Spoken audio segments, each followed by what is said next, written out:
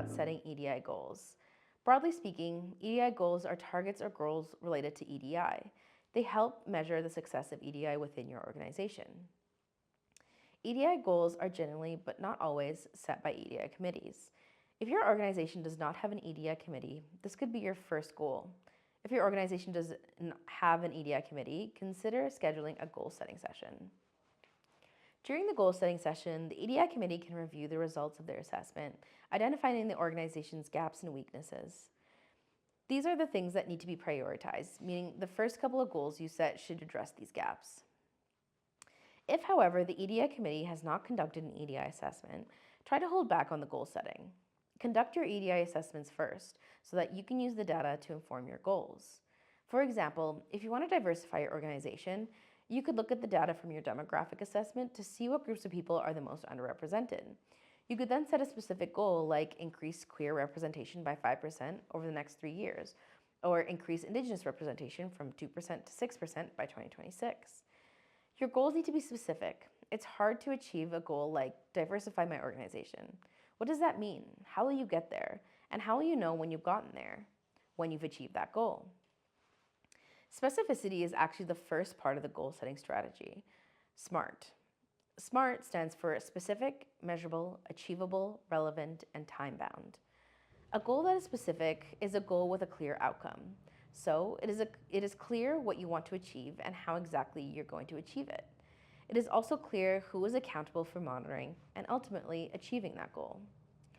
Note that it should not just be one person or one small group of people who are responsible for your EDI goals. Everyone in the organization has a part to play when it comes to advancing EDI. The M in SMART stands for measurable. It reminds us that we need to identify the data that we're going to use to determine whether we've achieved our goal. So maybe we want 80% of employees to strongly agree with the statement, like our organization is inclusive or I feel included at work. And that's how we're going to measure inclusion. The A in SMART stands for achievable. It reminds us that we need to be realistic and that we have to consider things like capacity and resources. So do we have the capacity to achieve this goal in this time frame? Do we have the capacity to achieve it at all? Do we have the resources, the time, the money? The next letter is R, which stands for relevant. We need to make sure our goals align with our values. So we need to reflect on the EDI committee's mission and vision statements, which we talked about in lesson 2, and ask ourselves whether the goals we're mapping out are going to be useful. We need to ask ourselves whether these goals are going to help us realize or achieve our mission and vision. And once we've set our goals, we need to be sure we're communicating the benefits of each goal clearly to the rest of the organization so that everyone understands why these goals are relevant and important. The last letter is T. The T stands for time-bound. It reminds us to set a specific time frame for our goal. So when do we want to achieve this goal? By the end of the month, the end of the quarter, 2 years from now, 3 years from now? It's important that we give ourselves time to achieve our EDI goals because, well, change doesn't happen overnight. When it comes to setting EDI goals, there are 2 big things to consider.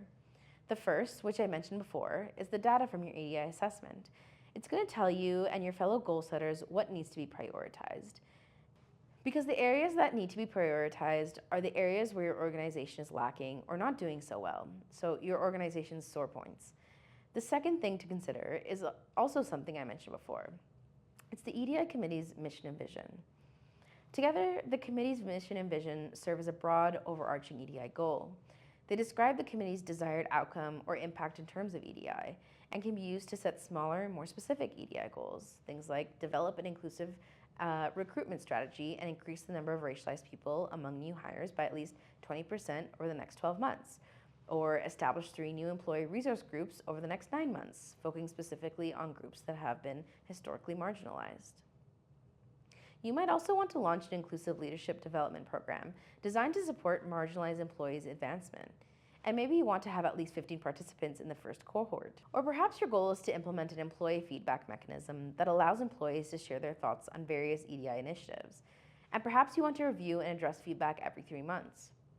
Or maybe your organization's senior leadership is all men, and you want to increase the number of women and trans or non-binary employees in senior leadership by, say, 15% over the next 18 months. Your goal might be to develop and implement a targeted retention program for employees from marginalized groups, aiming to reduce turnover by 10% within the next year. It might be to conduct a pay equity audit within the next 6 months so that you can address any pay gaps that might be based on social categories like race, gender, disability, sexual orientation, and so on.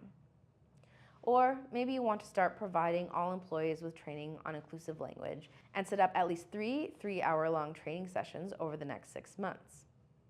Or perhaps your goal is to provide educational support for employees from marginalized groups, setting up scholarships or grants that can be used to pursue further education or professional development.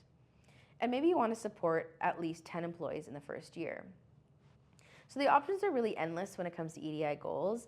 I can provide so many more examples, but I'm going to stop here to keep this video relatively short. If you aren't sure which EDI goals are right for your organization, consider the factors I mentioned before, the data from your EDI assessments, and the mission and vision statements developed by the EDI committee. Also, let's consider the 3 JEDI Hub lenses too: indigeneity, disability, and racialized newcomers. Can you set goals that are specific to these 3 groups?